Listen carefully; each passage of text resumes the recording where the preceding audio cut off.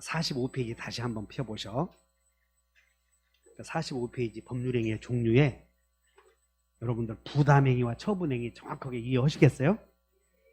부담행위, 처분행위 이런 것들을 잘 이해하셔야 되는데, 하여튼 매매라는, 내가 그러지 않았어? 매매라는 조문을 이해하시면 처음부터 끝까지 이거 하나 알면 그냥 요거 갖고 다 하는 거거든. 그래서 사실 미안한 점이 한두 가지가 아니야. 민법이 어려운 것도 아닌데 저 매매 조문 하나 갖고 처음부터 끝까지 해결하는데 저거 가지고 막 특강 한다고 돈 벌려고 해서 하는 게 그냥 미안하기가 그지 없어 내가 사실은. 근데 저 하나를 놓고 분쟁이 수없이 생겨. 저 하나를 놓고 소유권 취득했는데 나중에 한평 부족하면 어떨까 막 이런, 계약금 계약했는데 안 주면 어떨까, 그 사이에 매매와 막 여러 가지 분쟁이 생기기 때문에 그거 가지고 시간이 많이 걸리는 거예요. 어쨌든 여러분이 민법을 개념을 정리하기 때문에, 자 여기서 부담행위다 처분행위다 정확하게 이해가 가셔? 근데 어쨌든 정확하게 다는 모르겠지만 그런가 보다라는 감은 오지. 고마워. 그런가 보다 감은 오면. 그러면 여기서 딱 제3편에 채권 나오고 여기 계약 나오면, 그러면 채권이 뭐냐면 특정인에 대한 청구권을 채권이라고 하거든. 한번 읽어보자. 특정인에 대한 청구권. 한번 써놓고 보자. 이 채권이 뭐냐면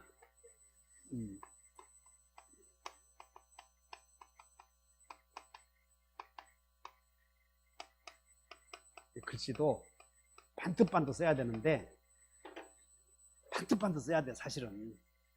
이렇게 그냥 그 홍승환 선생처럼 기억을 이렇게 써야 되는데 이렇게 쓰면 그건 짜증난다고.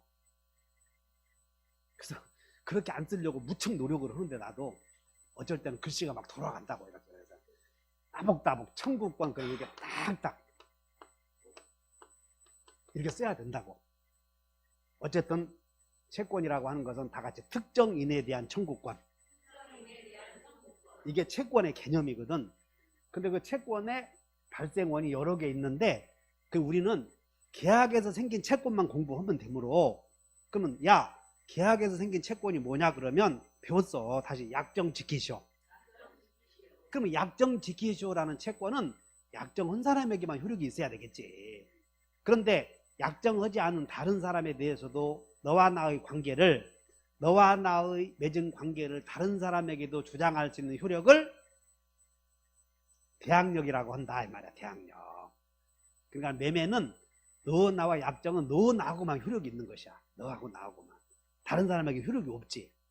어쨌든 여기서 나오는 계약은 딱 보는 순간 물권 생기는 계약이에요, 채권 생기는 계약이야. 근데 권리를 중심으로 글을 쓰다 보니까 채권이 이렇게 쓰여 있지만 일방이 채권이 생긴다면 타방은 의무가 있겠지. 그래서 특정인에 대한 의무를 채무라고 그러는 거예요. 그러므로 여기서 생기는 계약은 채권 채무 계약이다 이렇게 아시면 되고, 여기서 생기는 계약을 우리는 부담행위라고 하는 게 훨씬 공부를 하는데 도움이 된다 하시면 돼. 다시 한번 부담행위. 그럼 부담행위는 약정하는 행위인데 약정을 할 때는 소유권 있어야 돼 없어도 돼? 없어도 돼 약정할 때는. 근데 소유권 넘겨줄 때, 등기에 필요한 서류를 넘겨줄 때는 처분 권한이 있어야 돼. 동의해? 그래서 부담행위와 처분행위가 여러분들 평생 발목을 잡아. 평생.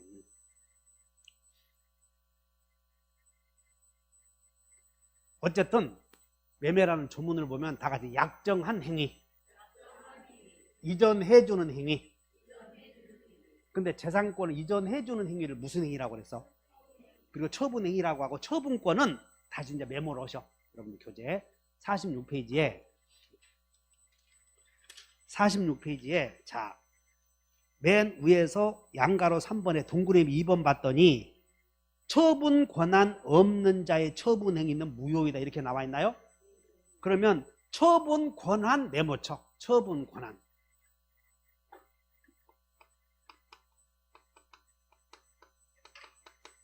그럼 처분 권한이 뭔가 이거야. 처분 권한이.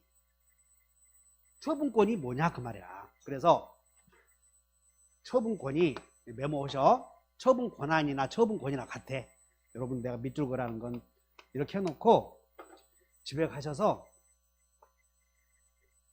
나 봐. 그럼 처분 권한이 있냐 없냐, 처분행위 저거는 어째서 배우냐면 서두에 말했어. 우리는 법률행위 중에서 지금 법률행위 배우죠? 근데 잘된 법률행위야, 잘못된 법률행위야.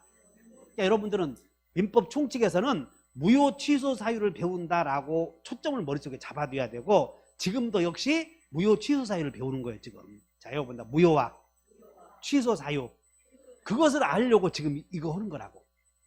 그러니까 마치 무슨 처분 권한 이런 거 부담행위다 이렇게 나오는 게 아니고, 이게 이 계약이 유효냐 무효냐를 알기 위해서 이런 걸 공부한다라고 하는 그런 개념은 잡아줘야 돼. 그래서 머리에 틀은 섰어. 유효 무효 배운다 이렇게. 그러면 처분 권한 없는 자의 부담행위는 유효요 무효요? 여기는 유효. 처분 권한 없는 자의 처분행위는 무효. 그러면 처분 권한이 뭐냐면, 메모, 권리를 이전해 줄 수 있는 자격을 처분 권한이라고 하고, 권리를 넘겨줄 수 있는 자격을 처분 권한이라고 그래.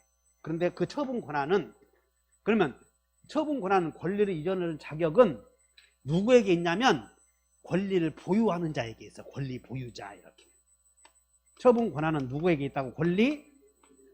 자 여기. 그러면 갑이 토지를 소유권을 갖고 있다면 우리는 토지를 토지 소유자는 토지를 보유한다고 그래, 토지를 소유한다고 그래? 소유는 달라. 그러면 자, 이 토지에 우리 지상권 갖고 있다고 보자. 지상권 갖고 있다고 봐. 그러면 우리는 이 갑의 토지에 지상권을 소유한다고 그래, 보유한다고 그래? 소유는 한 사람만 쓴다는 게 저렇게. 소유는 아무나 소유요, 소유자만 소유요. 또 다시 가보자. 여기서 물권의 종류에 소유권을 보유하는 자를 소유자라고 그래. 소유권을 갖고 있는 사람은 소유자. 그러니까 소유권자는 소유권을 소유하고 있다고 배우지. 그러니까 넓은 개념으로는 따른다. 소유권을 보유한다, 이런 말을 쓰는 거예요. 그러니까 권리의 소유자는 한 사람이야. 그러면 지상권을 소유한다라는 말을 쓸 수 있겠어 없겠어? 못 써. 다시 한번, 지상권을 보유한다. 저당권을 소유한다, 보유한다? 보유한다. 그러면 저당권을 갖고 있는 사람은 저당권 있어야 되겠지. 자, 이제 됐네? 여기까지 왔어. 지금 기초 잘 되는 거죠? 그럼 여기서 아버지 소유 X 땅의 소유자인데, 큰아들이 각종 서류를 위조해서 어머니 제삿날 사건이야. 우리는 어머니 제삿날에 아버지 너무 오래 사셨는데 토지를 자기에게 달라는 거예요. 그러니까는 아버지가 어머니 제삿날 눈물을 흘리면서 참 어머니가 그립다, 내가 너를 어떻게 키웠는데 하면서. 그래서 요울이 아버지의 토지를 서류를 위조해서 매매계약 한 것처럼 꾸미고 지 이름으로 이전 등기를 해놓은 것이야. 그럼 우리는 등기부에 소유자라고 기재되어 있다고 해서 소유권 있는 것은 아니고, 그러려거든 따른다. 원인이 적법하게 존재해야 돼. 그러니까 우리는 뭘 배우냐면, 등기부에 올라간 이 사람이 권리를 취득하려거든 원인이 적법해야 된다, 그거 배우고, 그 원인이 법률행위라면 법률행위가 유효해야 된다 배워. 그거 배우려고 공부한다고. 여러분들 그 등기법 시간에 홍승환 교수 배웠지? 그럼 여기는 뭘 쓰냐면, 여기는 권리변동 원인을 쓰는 거고, 여기는 권리변동을 쓰는 거야. 법률 효과를 쓰는 거야. 여기에 소유권 이전 이렇게 쓴다고. 그러면 소유권 이전이라는 효력이 생기려거든 원인이 적법해야 된다, 그거 배운다고. 이렇게 설득돼? 그런데 우리나라의 이 등기를 믿고 거래한 자, 등기가 공시거든. 그래서 공시된 내용을 믿는다, 그것을 공시된 내용을 믿는다, 그 말을 다 같이 공신라고 그래. 그러면 이봐, 자, 을이 큰아들이 자기 이름으로 서류를 조작질해서 등기해놓고는 병에게 판대. 그럼 여러분들이 을과 병 사이에 매매계약을 통해서 등기가 되었을 때는 머릿속에 매매계약 체결하고 등기 청구해서 이전 등기하는 과정이 상상이 돼야 돼. 자, 매매계약, 자, 을과 병 사이에 보는 거야. 여기 을과 병 매매해서 그 다음에 등기 서류를 교부해. 등기 서류를 교부해서 등기소에 가서 신청하면 등기관이 기재하는 것을 등기라고 그래. 이렇게 이 과정을 생각해야 되는데 여기서 매매하고 서류 교부를 구분하자는 것이야. 그러면 매매계약은 약정한 것 아니야? 여기는 약정한 것이니까 이제 처분행위요, 부담행위요. 서류를 넘겨주는 것은 처분행위. 권리를 넘겨주잖아. 그럼 권리를 넘겨주었을 때 등기부에 기재해서 이 사람이 권리가 이전되려거든 어디 이전하는 짓은 부담행위요, 처분행위요? 여기가 이것이 처분행위라니까. 그럼 처분권 있어야 돼, 없어야 돼? 그런데 이 을에게 소유권을 넘겨줄 수 있는 소유권이 없지. 지금 또 딴짓 하고 있네. 돈 걱정하지 마. 집에 가서 다시 한번 을과 병 사이에 매매하잖아. 그리고 이 을이 병의 이름으로 등기하려거든 서류를 넘겨주잖아. 이렇게 을이 병에게 서류를 넘겨줬어, 안 넘겨줬어? 요게 처분행위. 넘겨줄 때는 처분권 있어야 돼, 없어야 돼? 권리를 갖고 있어야 된다니까. 근데 이 사람이 등기부에 기재된 소유권 갖고 있어, 안 갖고 있어? 그러니까 처분권이 없는 자다 이렇게 말해. 따라 처분권이 없는 자가 등기 서류 교부한 처분행위는 무효. 그러므로 등기부에 올라갔어도 무효. 동의해? 이해했으면 박수 한번 쳐보셔. 그러면 이제 이 병에게 넘어갔어도 그러면 자 여기서 그럼 매매계약은 을과 병 사이에 이루어진 매매계약은 무효요, 유효요? 유효. 매매계약은 유효. 됐나? 그러면 이 을은 등기부에 기재된 소유권을 취득해서 을에게 소유권 이전해 주겠다고 약정했으니 이전해 줄 의무가 있어, 없어? 있어 지금. 근데 못 넘겨줬지? 그러면 을이 약속 지켰어, 못 지켰어? 그러면 약속 못 지킨 것을 따른다. 채무불이해. 그래서 만약에 병 명의로 등기가 되었는데 갑이 소송을 제기해서 병아 네 등기는 무효니까 말소하라 라고 판결이 떨어지지? 그럼 판결이 떨어지는 순간 을이 이 병에 등기해 주는 게 불가능하여 이것을 나중에 배울 이행불능이라고 불러. 이행불능. 그럼 이행불능에 빠졌잖아 을은. 그러면 병은 을에게 약속 못 지켰지? 그러면 채무불이행을 이유로 계약을 해제하는 거예요. 자, 한번 여기다 동철이가 취했다. 그때 해제라는 말을 약속 못 지켰을 때 계약을 파기시키는 말을 해제라고 한다. 이렇게 기억해 나가야 돼. 조금씩. 다시 한다. 아까 동철이가 상추목을 취했다 해서 해제는 언제 쓴다고? 해제는 다시 약정 못 지켰을 때. 그때 해제라는 말을 쓰는 거다. 이렇게 기억해 나가야 돼. 해제의 용도는. 동의하냐고요? 그러면 여기서 이 을이 병에게 등기 서류 넘겨주었고 또 병과 정 사이에 한번 봐. 그러면 병이 자기 명의로 등기된 토지에 대해서 정과 또 매매했을 거 아니야. 그럼 매매계약은 유효요, 무효요? 근데 소유권 등기 서류 교부한 것은 처분권이 없지. 무효. 그러면 이 등기도 무엇이 돼? 무효가 된다 이 말이야. 그럼 정이 야 나는 병의 등기부를 믿었다. 믿었어. 신뢰했어. 공시된 내용을 믿었다. 다 같이 공신. 이 사람이 소유권이 있다고 믿었는데 대하여 선의이고 무과실이 돼. 그럼 권리 취득을 해, 못 해? 못 한다니까. 왜냐하면 권리를 취득하려거든 권리를 넘겨주는 사람에게, 다시 한번 양도인에게 권리가 있어야 돼. 처분권이 있어야 된다니까. 따라서 처분권이 없는 자가 권리를 이전해 주어도 양수인은 절대 권리 취득하지 못한다. 또 하나는 등기를 믿었다. 사람을 보여주지 못한다. 그래서 우리나라에서는 등기에 공신력이 없다 이런 말을 써. 등기를 믿은 자도 보호해주는 힘이 없다 그 말이야. 이해 가셨어?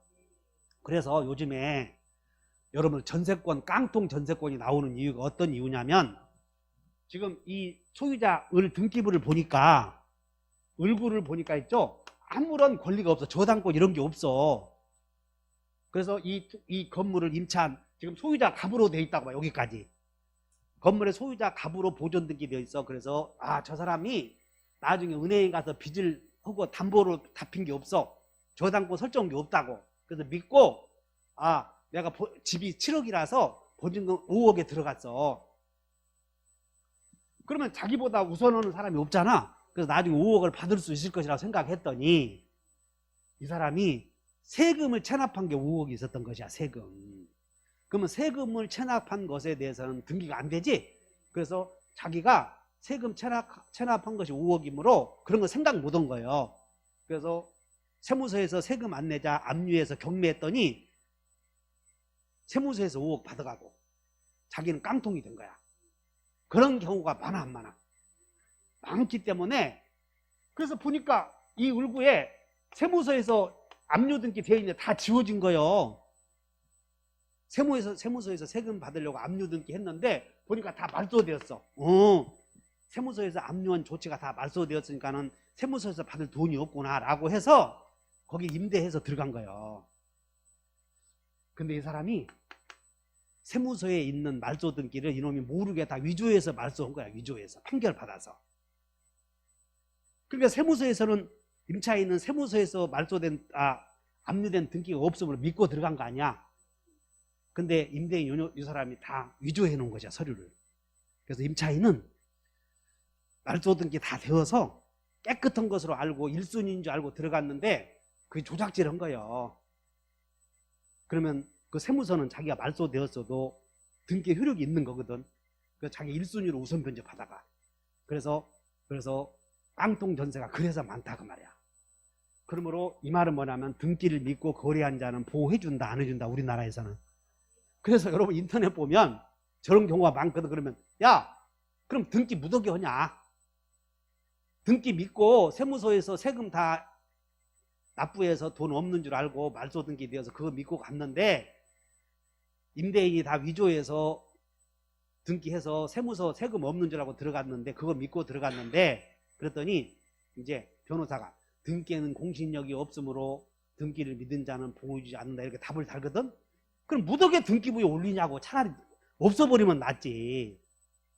차라리 등기 않고 했으면 물어보기라도 할 거 아니야. 지금 세무서 너 진짜로 말소했냐 안 했냐 이렇게. 중개사들도 권리분석할 때 그런 내용을 다 물어볼 거 아니야. 근데 중개사들이 그런 내막까지는 모르잖아. 그럼 우리는 어떻게 해야 되는가? 방법이 없어. 물어봐야지 가서. 세무서 너 전화해서 말소 등기 되어 있지? 너 진짜 돈 다 받아간 것이야 라고 확인해 봐야 돼. 그래서 앞으로 중개사들에게는 그런 의무를 부과하겠다고 하는 게 지금 시행령이 고쳐지려고 하는 거예요. 그러면 중개사는 실력이 좀 있어야 돼 없어야 돼? 있어야 되잖아. 그래서 중개사는 실력이 내가 자주 얘기하지만 약사들 있지? 약사들 6년간 공부해서 여기서 하는 일이 뭐하냐? 가스맹수 주시오 그러면 그거 주고, 소화제 주시오 그러면 그거 주고. 소화제가 연장 1,000원이나 되냐? 지네들은 뭐라고 하냐면 사람의 목숨을 다루는 것이므로 우리는 면허증이다 이렇게 얘기하거든. 면허증. 여러분 면허증하고 자격증은 달라. 면허증은 사람의 목숨을 다루는 직업에다가 부여하는 거예요. 약사 자격증이야 약사 면허증이야. 의사 면허증. 그러니까 지네들은 사람의 목숨을 다루는 것이기 때문에 중요한 것이다. 그래서 나는 가스명수 하나 팔고 있는데 뭐가 중요해? 우리는 20억 10억짜리를 다루잖아 중개사들은. 그러니까 중개사가 실력이 더 높아야 돼 약사가 더 높아야 돼? 아니 대답을 안 하시네? 그 약사를 알기를 아무것도 아니요. 가서 얘기할 때 이 발로 돈 주면서 가스병수 하나 줘 이렇게 쉽게 건방지게 말이야. 중개사님들에게. 그러니까 중개사들이 대단한 실력이 있어야 되는 거지. 그러니까 여러분들 이렇게 하셔. 나중에 자격증 취득했더라도 많은 문제가 생길 수 있으니까 여기서 기초를 튼튼하게 하면 당연히 시험도 합격하는 건 물론이요. 그리고 나중에 사회에 나가서도 절대 실력이 다 인정받아요. 이렇게. 어제 우리 중개사 올해 합격하신 분들 합격자 모임 했거든. 그랬더니 무슨 뭐 중개사 협회 지부장 막 오셨어. 뭐 인천에 지게 최고 뭐 어쩌고 보니까 다 내 제자들이야. 다 제자들이라고. 교수님이시라고 난 몰랐다고. 야, 그런 사람들이 그래서 뭐라고 하냐면 역시 밖에 나가서 어떤 사건이 벌어졌을 때 문제 해결 능력이 딱 떠오르잖아. 그러면 사람들이 자네도 백헌 문화생인 듯 싶네. 벌써 이렇게 소문이 쫙 나 있어. 그리고 거래 잘못 오면 자네 혹시 부평에서 자격증 취득한 거 아닌가? 벌써 이렇게 나온다고. 그렇지. 그러니까 딱 공부해서 물어보면 역시 백헌 문화생 답네 이렇게. 그러니까 기초를 튼튼히 해주잖아 지금. 그리고 여기는 시간이 많이 걸려서가 중요한 게 아니고 그냥 이해하고 넘어가야 돼. 나중에 7월달, 8월달에 여러분 교수님 시험 난이도가 어떻게 되죠? 그러면 그것만 물어보면 떨어져요. 그런 것들. 난이도가 뭐가 중요하냐고 아느냐 모르냐가 중요하지. 맞지? 그냥 기본이 중요해 안 중요해? 중요한 거예요. 그래서 여기서 여러분들 이 등기부를 보고 분석 능력이 있어야 되는데 이 X 토지 소유자 갑의 토지를 을이 서류를 위조해서 등기했어도 을에게는 소유권 취득하지 못한다. 왜? 갑이 넘겨준 게 아니잖아. 그러면 이 을이 소유권 취득하려고 해도 원인이 있어야 된다니까. 근데 원인이 무효이거나 원인이 존재하지 않으면 무효 등기요. 근데 이 병이 을의 등기를 믿고 매매 계약을 시작하는 거지. 그럼 여기서 다 같이 매매, 등기 서류 교부 이 과정이 떠오르냐고. 즉 을이 소유권을 이전해 주겠다고 약정했고 나중에 소유권 이전해 줄 거 아니야? 그런 과정을 분석하라는 거예요. 이렇게. 그럼 자, 을이 X 토지 소유권 이전해 주겠다고 한 약정은 유효 무효? 유효. 서류를 넘겨주는 행위는 유효요 무효요? 을이 여기서 을과 병사의 관계를 한번 따져봐. 다가 약정, 이전, 등기 이런 과정 아니야? 약정은 유효 무효? 유효.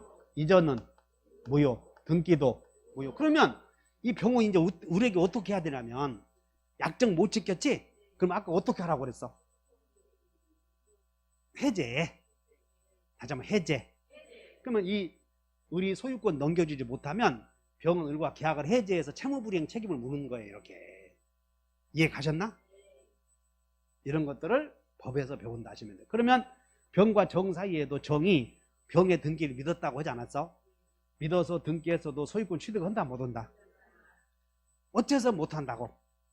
등기에 공신력이 없고 따라서 처분권이 없는 자가 처분행위를 했을 때는 무효이므로 이렇게. 이해 가셨나? 그러면 어디 이제 무권리자의 처분행위를 한번 살펴보는데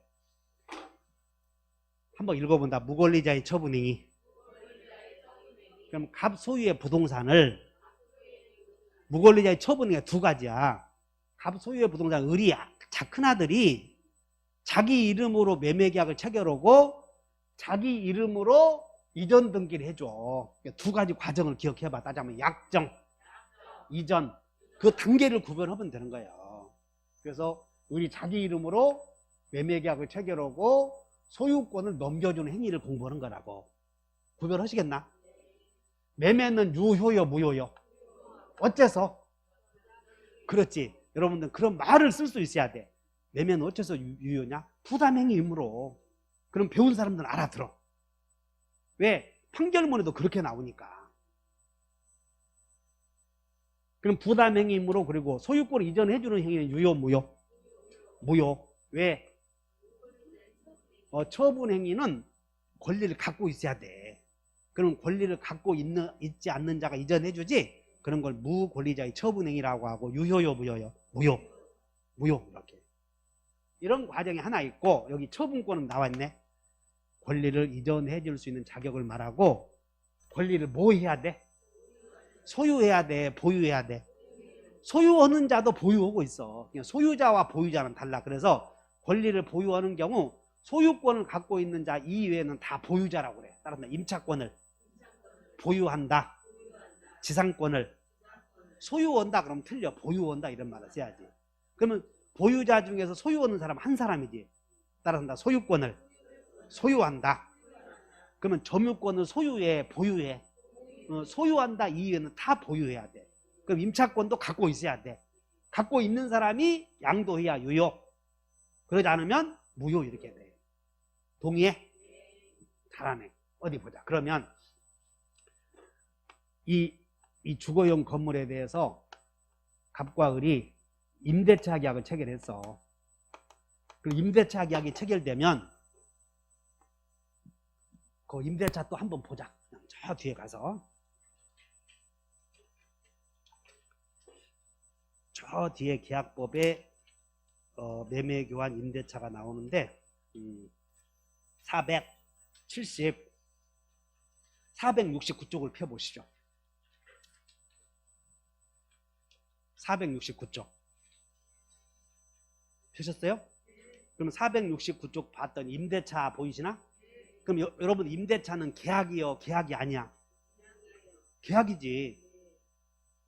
자, 한번 읽어본다. 임대차는 시작. 임대차는 당사자 일방이 상대방에게 목적물을 사용 수익하게 할 것을 뭐하고? 거기도 약정하잖아. 임대차도. 그 다음에 상대방이 이에 대하여 차임을 지급할 것을 약정함으로써. 그러니까 똑같아. 민법은 따른다. 약정. 여기 봐. 그러면 갑과 을 사이에 임대차 계약을 체결하면 임대인은 지금 뭐라고 약정했냐면 이 목적물을 사용 수익하게 할 것을 약정했으니까 약정했으므로 약정 지켜야 돼, 안 지켜야 돼? 그럼 약정 지켜야 되므로 이것은 처분행위요, 부담행위요. 그러므로 임대인이 이 건물을 임대차 계약을 체결할 때는 임대 목적물에 대하여 소유권 있어야 돼, 없어도 돼? 또 내 가르쳤더니 있어야 된다 이렇게 얘기하면 또 되돌아가야 된다고. 아, 내 상식과 다르다. 여러분의 사회에서 무슨 남의 물건도 임대할 수도 그런 거 하면 안 돼. 약속만 지키면 되잖아. 그냥 임대차는 해볼 수는 있어, 없어? 그리고 갑이 약속 지키면 돼. 그러므로 타인 소유의 물건도 얼마든지 임대차 할 수 있어 하시면 돼. 그러면 을은 갑에게 을은 뭐라고 약정하냐면 내가 차임을 지급할 것을 약정했어. 그럼 임대인은 임차인에게 목적물을 사용 수익하게 할 거 약정했으므로 임차인은 임대인에게 약정 지키시 오는 효력이 생기거든. 이걸 임차권이라고 불러. 그러니까 임차권은 약정 지키시 오는 권리야. 이에 비하여 임대인은 임차인에게 네가 차임 지급하겠다고 약정했으니 차임 주시오라는 차임 채권이 생기지. 동의해? 여기까지 설득이 돼? 그런데 이 을이 갑은 이 주거용 건물을 을에게 사용 수익하게 해주겠다고 약속해서 지금 2년 동안 약속을 했어. 2년 동안. 이렇게 2년 동안 사용 수익하게 해주겠다고 약속했다고. 그럼 도중에 이 을은 임차권을 병에게 양도할 수도 있겠어, 없겠어? 양도. 지금 우리 권리를 넘겨주는 행위를 부담행위야, 처분행위야? 지금 그거 배우고 있어? 또 표정이 또 달라지지 말고. 따라서 양도. 그러면 이 을이 이 건물에 대하여 사용 수익하게 해주겠다고 하는 임차권을 병에게 양도할 때는 채권 양도는 임대인의 동의를 얻어야 돼. 그래서 을의 동의를 얻어서 양도해야 되는데 동의 없이 양도 계약을 체결하는 것을 무단양도라고 불러. 무단양도. 그러면 이 양도의 효력이 생기려거든 임차권을 보유하고 있으면 되지. 그래서 자, 양도는 처분행위라고 하지 않았어? 그러면 처분행위는 처분권이 있어야 된다고 그런 거예요. 그러면 이 을은 임차권을 갖고 있어, 안 갖고 있어? 다시 해. 정신 차려봐. 갑으로부터 임대차 계약을 체결하면 임차인 임차권이 생기거든. 그럼 임차권은 권리야, 권리. 그럼 양도할 수 있어, 없어? 있어, 권리는 다. 근데 우리 민법에 임차권을 양도하려거든 임대인의 동의를 얻어라 이렇게 쓰여 있거든.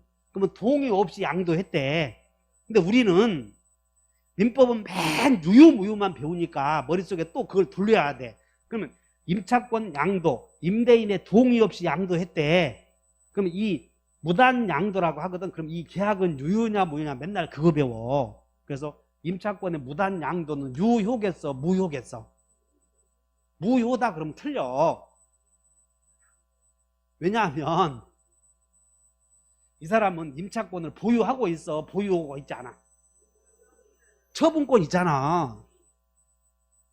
처분권이 있는 자가 처분행위 하면 유효라니까. 너무 어려워? 다시 해. 얼굴에다가 인상 쓰지 말고. 아까 처분권이란 권리를 이전해 줄 수 있는 자격을 말하고 권리를 보유하는 자에게 처분 권한이 있다고 했고, 그러면 처분 권한이 있는 자가 처분행위 하면 유효요. 동의해? 잘못 왔다 싶은 사람 손 들어봐. 지금 여러분들이 지금 교재 책을 자 페이지 몇 페이지 펴냐면 우리 처분행위를 배우고 있다고. 자 페이지 펴. 아까 배웠던 30, 40 몇 페이지야?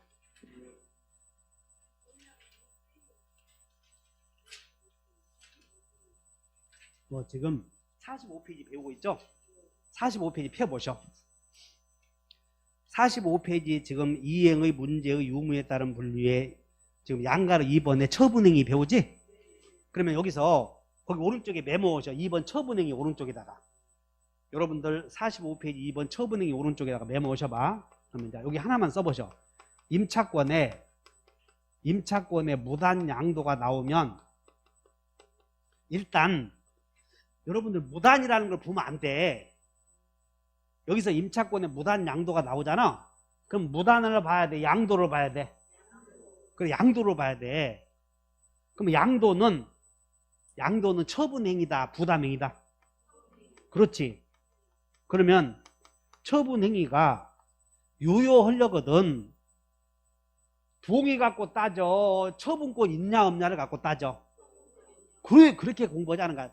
그러므로 이 을이 갑으로부터 적법하게 임차권을 취득했다면 임차권은 보유하고 있어 안 하고 있어? 보유하잖아. 그 임차권을 을이 보유하는 사람이 양도하는 것은 유효요 무효요? 유효다 그 말이야. 유효. 따라서 무단 양도 행위 자체도 계약은 유효요 무효요? 유효. 동의해? 그런데 을은 갑에게 목적물을 사용 수익하게 해주시고 약정 지키시고 할 수가 있었는데 임차권을 양수받은 병은 을로부터 취득한 임차권을 가지고 갑에게 약속 지키시오 할 수가 없어. 약속은 갑은 을에게만 약속 지킨다고 했으니. 따라서 여러분들이 법을 공부할 때는 다음 문제 따지지 말고 1차 문제, 2차 문제 따져서 이 을이 병에게 임차권 양도한 행위 자체는 유효야 유효. 그러면 이 을은 임차권 넘겨줘야 되겠지. 그리고 임차권을 넘겨주어도 완전한 권리를 넘겨줘야 돼. 그래서 만약에 을이 완전한 권리를 넘겨주지 못하면 이 병은 을에게 담보책임 물어. 유상계약의 담보책임. 그래서 계약을 파기시키고 을에게 책임 물을 수 있다고. 따라서 임차권 양도한 을은 병이 임차권을 완전한 권리를 넘겨주도록 임대인의 동의도 얻어줘야 돼. 또 눈이 또 돌아가. 따라서 을은 그냥 권리만 넘겨줘야 돼? 완전한 권리를 넘겨줘야 돼? 따라서 병이 을로부터 취득한 임차권을 가지고 갑에게 대항하려거든 동의 얻어줘야지? 그럼 동의 얻어주지 못하면 병은 을과 계약을 파기시키는 거예요. 따라서 우리는 지금 배우는 건 임차권 양도는 처분행위다 했고 처분행위의 유효 무효는 동의는 아니다 그 말이야. 그냥 처분권만 있으면 유효다 이렇게 하시면 돼. 설득됐냐고? 그래서 임차권 양도는 무단으로 했든 안 했든 우리는 유효 무효만 배운다고 하지 않았어. 그러면 임차권의 무단 양도도 계약은 유효요 무효요? 박수. 그냥 건성으로 치는 거 아니야? 그러면 앞으로도 이 처분권 이런 것들을 설명해 주면 이해하셨어? 그러니까 양도는 양도인에게 권리를 갖고 있어야 돼. 어쨌든 이 임차권은 병에게 양도할 때는 을로부터 을은 갑에게 적법하게 임차권 취득했잖아 지금. 그 이 사람은 임차권 있어 없어? 처분 권한 있음 없음? 있다 이 말이야. 처분 권한 있어. 권리를 이전해 줄 수 있는 자격을 처분 권한이라고 그래. 그럼 처분 권한자와 양수인 사이의 계약은 처분 권한 있으면 유효다 이렇게 얘기해. 유효다. 그리고 다음 문제는 또 다시 해결해 줘야 돼. 자, 그래서 무권한자의 처분행위를 두 개가 있는 이건 다음에 배울 거예요. 자, 그러면 여러분들 책의 45페이지에 처분행위와 부담행위 이해하셨어? 그러면 책 보고 이제 해결하면 되고, 그 다음에 이제 나머지는 46페이지에 그 법률행위 방식에 따른 분류가 나오는데, 여러분 의사표시 할 때에 여기 봐, 혼인을 할 때는 의사표시만 갖고는 안 되고 신고까지 하잖아. 유언은 말로만 해서는 안 되고 문서에 써야 돼. 이와 같이 의사표시를 할 때에 문서에 써야 하는 경우를 요식행위라고 그래. 근데 우리 시험에 들어가는 법률행위는 문서 안 써도 되거든. 약정만 해도 효력이 생기므로 우리 시험 범위에 들어가는 법률행위는 전부 불요식행위다 아시면 돼. 그러니까 여러분들 여기는 이미 시험 나오는 것은 앞에 처분행위와 부담행위는 끝이 났어. 그러므로 거기에 나와 있는 요식행위다 불요식행위다 무슨 출연행위다 비출연행위다 이렇게 나오잖아. 그런 거 일단 무시해버려. 그냥 시험 나이 먹으면 다 알게 되니까. 자, 그 다음에 47페이지에 법률행위의 요건 나오죠. 법률행위 요건.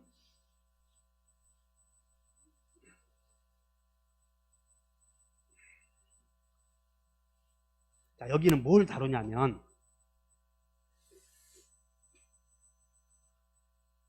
여기 봐. 우리 매매계약을 체결했을 때는 매매라는 낱말 속에 또 조문을 공부하는 것이야. 그래서 매매라는 낱말 속에는 의사표시를 하는 당사자가 있어. 의사표시. 즉 여기 봐. 매매는 당사자 일방, 상대방 이렇게 나오지. 그러니까 매매라는 낱말 속에 등장하는 요소들을 살피는 것이야. 거기에 일단 사람 들어가 안 들어가? 들어가지. 이걸 당사자라고 그래. 그 다음에 당사자가 계약서에 약정한 거 있잖아. 여기 이전할 것을 약정했잖아. 약정한 것. 그것을 목적이라고 그래. 그리고 그 목적을 외부로 알리는 약정을 의사표시라고 한다는 것이야. 그러므로 매매의 계약 속에는 세 가지 요소들이 다 들어가는데 이것을 한 장 넘겨보셔. 한 장 넘겨보시면 이것을 48페이지에 물방울 2번에 1번 봤더니 이것을 일반적 성립 요건이다 이런 말을 쓰는 것이야. 한번 읽어본다. 모든 법률행위에 요구되는 요건으로 시작. 당사자, 목적, 의사표시 세 가지를 매매계약 속에 들어가는 3요소, 매매의 3요소 이것을 일반적 성립 요건이라 그러는 거예요. 그럼 우리는 매매가 유효냐 무효냐를 공부한다고 하지 않았어? 그래서 유효 무효를 따질 때 당사자가 의사를 정해서 표시할 때에 권리를 취득할 수 있는 능력이 있어야 된다. 권리 능력이 있어야 되고 그 다음에 당사자가 의사를 정해서 표시할 때에 분별력이 있어야 되고 그 다음에 당사자가 의사를 정해서 표시했을 때 행위 능력이 있잖아. 그 행위에 대해서 책임을 질 수 있는 능력이 있어야 된다. 이것들을 효력 요건이라고 그러는 거예요. 앞에 있는 세 가지를 무엇이라고 하고 성립 요건 이렇게. 그러므로 계약이 즉 뭐냐면 매매가 체결되어서 채권 채무 생기려고 하면 일단 계약이 체결되어야 된다 그런 뜻이야. 그래서 이것을 여러분들 성립 요건과 효력 요건이라고 그래. 그러니까 모든 법률행위에는 세 가지 요소들이 꼭 들어가더라는 거야. 한번 읽어본다. 당사자, 목적, 의사표시 이 세 가지가 꼭 들어가더라는 거야. 이것을 일반적 성립 요건이라고 불러. 그리고 여기에서 아까 계약을 체결해서 가불간에 자 매매계약이 체결될 때 이 사람이 재산권을 이전할 것을 이 약정이 여기에 의사표시야 지금. 매수인은 대금을 지급할 것을 약정을 해. 이게 이제 매수인이 의사표시를 한다고. 그러면 이 매매에 따라서 약정 지키시오 하는 효력이 생기려거든 이제 분석을 하는 것이야. 그래서 첫째, 의사표시 할 때에 갑에게는 적어도 권리 의무의 주체가 될 수 있는 살아 있어야 된다 그 말이야 이게. 그래서 적어도 이 당사자가 계약을 체결해서 효력이 생기려거든 여기에 능력이 3개 있어야 돼. 권리 능력, 의사 능력, 행위 능력 3개가. 그럼 권리 능력은 권리를 받을 수 있는 자격이 있어야 돼. 그럼 만약에 의사표시 할 때 갑이 죽어 있었다면 권리 능력이 없지. 그럼 그 사람에게 권리 의무를 부여한다고 해서 무슨 의미가 있겠냐고. 그래서 우리 민법에서는 이 권리 능력이라고 하는 게 밑줄 그셔봐. 권리 능력. 3번에 1번에 여러분들 49페이지로 한번 가보죠. 49페이지 위에 넓혀보기에 박스에 당사자의 능력 나오나? 그러면 권리 능력은 그냥 권리 취득할 수 있는 자격 이렇게 써버려. 다시 한다. 권리 능력이 뭐라고? 권리 누릴 수 있는 자격. 그리고 의사 능력은 여기 봐. 여러분들 여기 봐. 의사를 정해서 표시할 때 의사를 정할 때 술 마시고 의사를 정해야 돼. 제정신으로 정해야 돼. 그래서 의사 능력은 분별력이야. 분별력. 즉 여기 봐. 의사를 정할 수 있는 능력이라고 써놓으면 돼. 의사를 정할 수 있는 능력. 그럼 만약에 이 갑이 의사를 정할 때 술 마시고 했다면 이 매매는 의사 능력이 없었지? 그럼 그 매매 계약을 무효라고 그러는 거예요. 그래서 의사 능력이 있어야 되고, 그 다음에 행위 능력이란 매매에 대하여 책임을 질 수 있는 능력을 행위 능력이라고 그래. 매매에 대하여 책임을 그냥 이렇게 돼. 행위 능력은 그냥 이거 봐. 법률 행위에 대하여 책임을 질 수 있는 능력, 이것을 행위 능력이라고 그래. 그냥 조문을 읽어보면 그냥 거기에 글이 다 있어. 그래서 자, 계약을 체결할 때에는 당사자의 적어도 3가지 능력이 있어야 한다 그런 얘기야. 그것이 권리 능력, 의사 능력, 행위 능력이 있어야 돼. 그런데 우리는 행위 능력이 없는 경우를 제한 능력자라고 그래. 그래서 이 제한 능력자 밑에 한번 봐. 하나만 외우면 돼. 49페이지 맨 밑에 박스에 2번 봤더니 이러한 행위 능력이 결여된 자를 제한 능력자라고 하는데, 민법은 미성년자, 피성년 후견인, 피한정 후견인을 제한 능력자로 규정하고 있다. 그래서 거기다가 그냥 여러분들은 외우는 게 아니고 미피피 이렇게만 동그라미 쳐. 미피피. 그 다음에 3번 제한 능력자의 법률행위도 유효하나 원칙적으로 제한 능력을 이유로 동그라미 쳐. 취소 동그라미 쳐. 이제 취소에다가. 그러면 여기 보자. 계약이 성립이 되려거든 일반적 성립 요건을 갖춰야 되고, 성립 요건이 결여되면 이 상태를 불성립이라고 그래. 계약이 체결도 안 돼서 만약에 유언을 했을 때, 유언을 할 때는 문서로 써야 되는데 말로 문서를 작성하지 않고 말로 한 유언은 유언도 아니다 그 말이야. 불성립이라고 그래. 그러므로 문서로 작성하지 않고 말로 했을 때는 유효여 무효여? 병원에 갔더니 아버지가 술 잔뜩 취했어.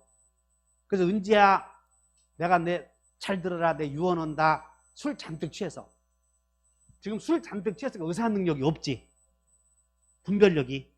은지야 압사는 너에게 준다 라고 유언을 했어. 그러면 유언을 하기는 했는데 그것이 유효요 무효요? 아니라 그 말이야. 문서로 안 썼으니까 계약이 이루어지지도 않아. 여기서부터 걸려드는 것이다 그 말이야. 야, 계약 유언이라고 하는 것을 유언장으로 말로 해서는 안 되고 유언장을 작성해서 거기다 서명 날인하고 다 해야 돼. 근데 유언장을 작성했는데 술 먹고 했다면 그때는 무효야. 여러분들은 일단 어떤 과정을 거쳐야 되냐면, 일단 계약이 유효냐 무효냐를 구별하려고 해도 일단 성립이 돼야 돼, 불성립이어야 돼. 그냥 여러분들은 성립 불성립을 먼저 구별해 줘야 돼. 눈빛이 다시 한다. 여러분들 사실혼 들어보셨나? 사실혼은 정상적인 부부 생활을 하고 있는데 아직 혼인신고를 하지 않는 단계를 사실혼이라고 그래. 따라서 혼인신고를 안 했을 때 이제 둘이 술 잔뜩 먹고 혼인한 거예요. 제주도에 가서 두 밤 잤지. 근데 다음날 남편이 여자에게 얘기하는 게 사실은 할 말이 있대. 뭐냐? 사실은 중개사가 있는 게 아니고 1차만 2번 합격했대. 그래서 중개사가 있는 줄 알고 혼인한 거예요. 아직 신고 안 했지. 사기요 아니요?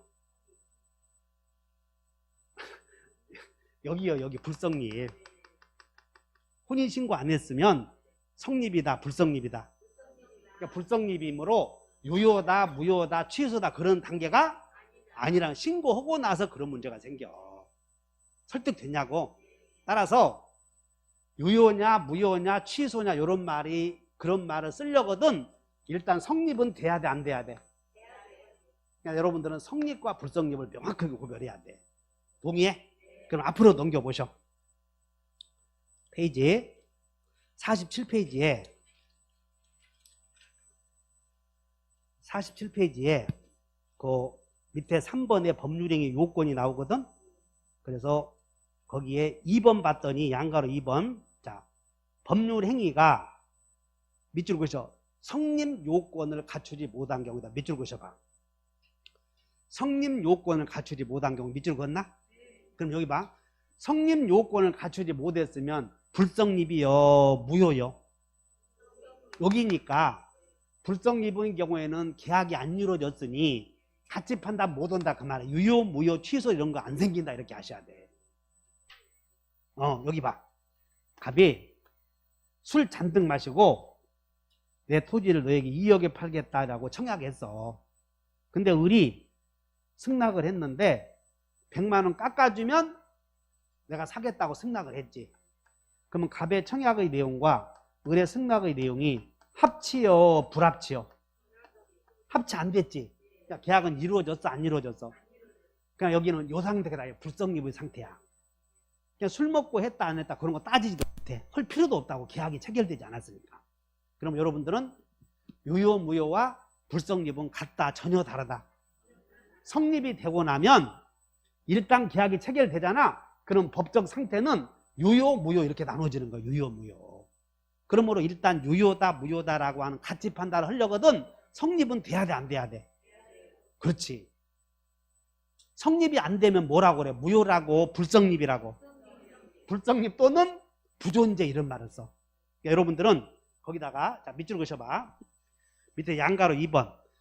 법률행위가 성립 요건을 갖추지 못한 경우에는 법률행위 자체가 존재하지 않으므로 유효, 무효, 취소 등을 논할 수 없다. 동의해? 그 오른쪽에다 메모해. 이제 그 당구장 날개. 따라서 이것을 써놓으면 좋겠는데 또 이거 쓰시오 그러면 또 안 쓰니까 내가 또 써주는 거예요. 그래서 거기다가 메모해. 법률행위의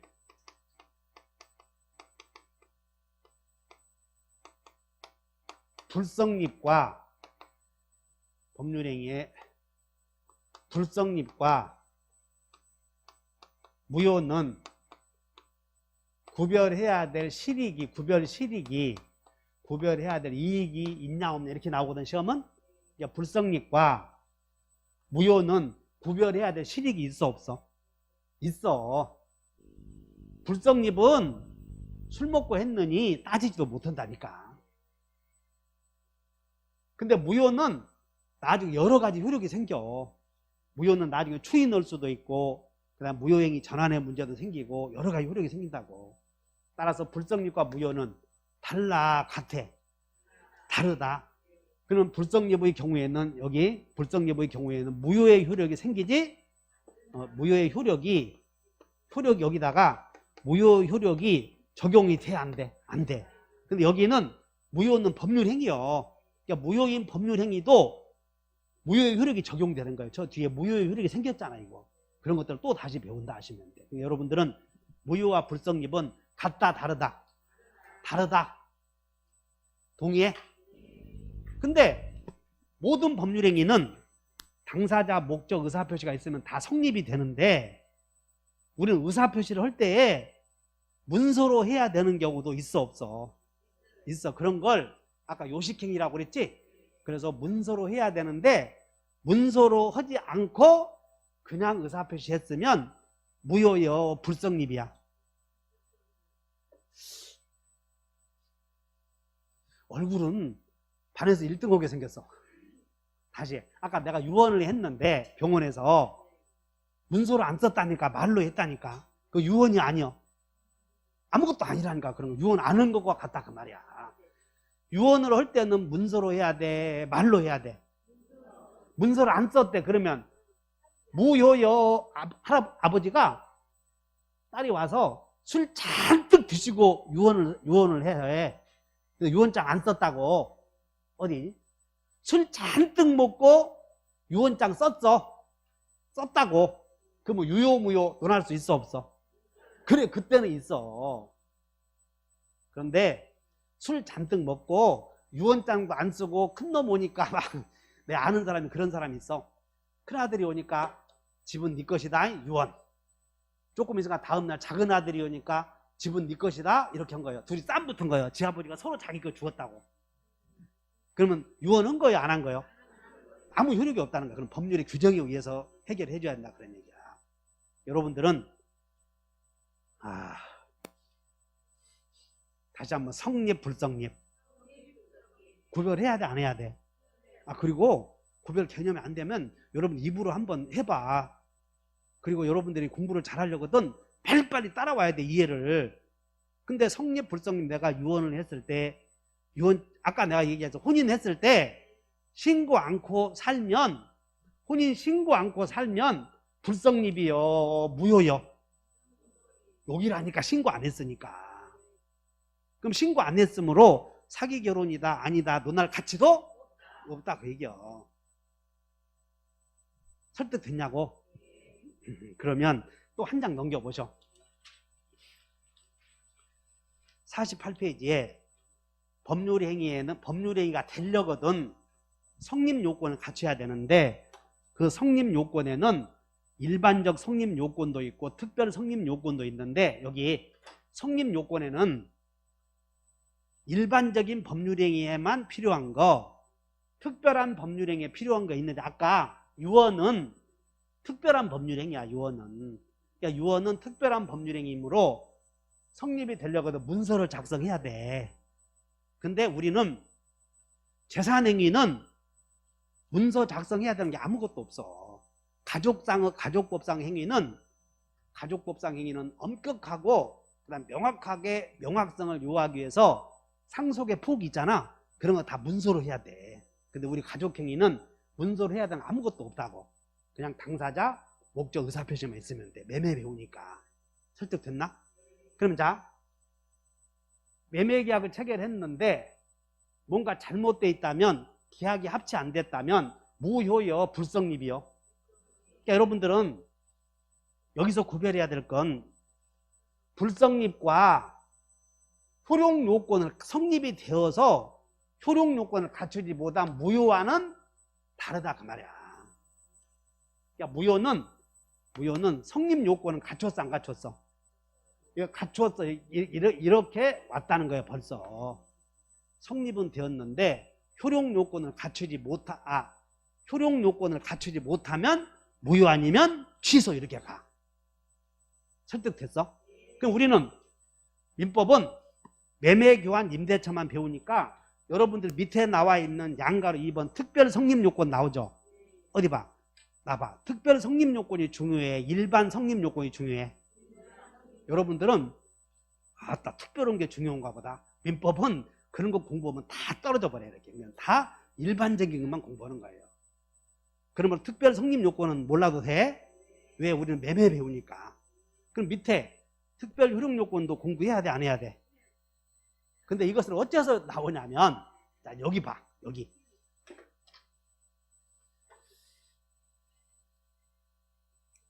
우리 법률행위는 이제 앞으로 5층짜리 피라미드 배운다 생각해야 돼. 그래서 법률행위가 성립이 되었을 때 적어도 한번 읽어보면 당사자, 목적, 의사표시 이 세 가지가 있어야 되겠지? 이 세 가지를 모든 법률행위에다 필요한 성립요건이라고 불러. 그리고 아까 우리 대리 배웠나? 그러면 대리라고 아직 안 배웠잖아. 근데 나온다고 하지 않았어. 대리에서 요건을 특별효력요건이라고 그래. 그러면 조건에서 요건을, 여기서 요건을 특별효력요건이라고 그러는 거예요. 그럼 여기서만은 뭐라고 하면 돼?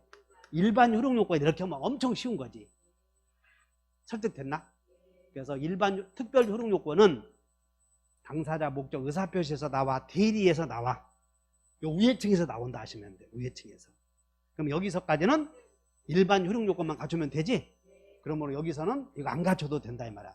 여기서는 무슨 요건이라고 하고, 여기서는 일반 효력요건. 그러면 여기서 대리권이 존재해야 되겠지. 대리권. 그러면 대리권, 그러면 여기서 4층에서 나오지. 그러면 특별 효력요건. 조건 여기서 나오면 무슨 요건? 그렇게 쓰여 있다 하시면 돼. 그러니까 지금은 뭐 특별 효력요건이보다 일반 효력요건 알 필요 없고 그냥 요것만 알면 돼. 일반 효력요건만 아시면 돼. 설득됐나? 그럼 여기서 자, 계약이 체결되어서 이게 유효가 되려거든. 당사자에서 세 가지 능력이 있어야 한다고 그래서 몇 가지 능력? 뭐? 그거 외우는 거야. 다 권리 능력, 의사 능력, 행위 능력. 그러면 있으면 일단 이건 다 성립이 된 거야 지금. 일단 성립이 되었다는 걸 전제하고 여기서 권리 능력, 행위 능력 이것이 잘못되어 있으면 불확정 유효도 되고 불확정 무효도 되고 막 그래. 일단 계약이 체결되면 여기까지 보고 쉬자고요. 자, 계약이 성립이 되면 법적 상태는 네 가지 중에 하나예요. 근데 네 가지가 다시 한번 유효, 무효. 크게 유효, 무효로 나눠져. 크게. 그리고 유효도 확정, 불확정. 무효도 확정, 불확정 이렇게 나눠져. 예를 들어서 아까 당사자의 권리 능력, 의사 능력, 행위 능력이 있어야 한다고 하지 않았어요? 근데 제한 능력자는 미성년자. 제한 능력자는 이렇게 간다 그 말이야. 불확정 유효. 미성년자가 법정 대리인의 동의 없이 매매했다면 확정적 유효요, 불확정적 유효야. 그래서 취소할 수 있다 이렇게 배우는 거예요. 이해 가셨나? 의사표시에서 착오로 의사표시했다면 불확정적 유효로서 취소할 수 있다 이렇게 만들어놨어. 자, 여기만 하고 쉬자고요. 일단 성립요건. 그러니까 여러분들은 일반 성립요건, 일반 효력요건만 아시면 되고 그건 당사자 목적 의사표시만 공부한다 하시면 돼요. 근데 민법은 유효, 무효는 3층까지 배워야 돼, 5층까지 배워야 돼. 아까 법률행위는 5층짜리라고 했잖아요. 5층짜리 피라미드 공부하는 거예요. 다시 한번 맨 밑에가 뭐가 있어야 돼? 당사자. 또 대리, 조건기한. 거기서 잘못된 경우를 배운다 생각하면 돼. 근데 여기서 당사자의 행위 능력이 없는 제한 능력자라면 확정 유효요, 불확정 유효야. 취소할 수 있다 이 말은 일단 유효로 했다가 나중에 취소하면 무효가 된다는 거예요. 그러므로 일단 성립이 되어서 효력 요건을 갖춰야 되는데 효력 요건이 결여되면 무효 또는 취소가 되는 거고 불성립의 경우에는 그런 문제 생기지 않는다. 이 시간에는 이것만 이해하시면 돼. 일단 자, 쉬었다 하자고요. 또 쉬었다.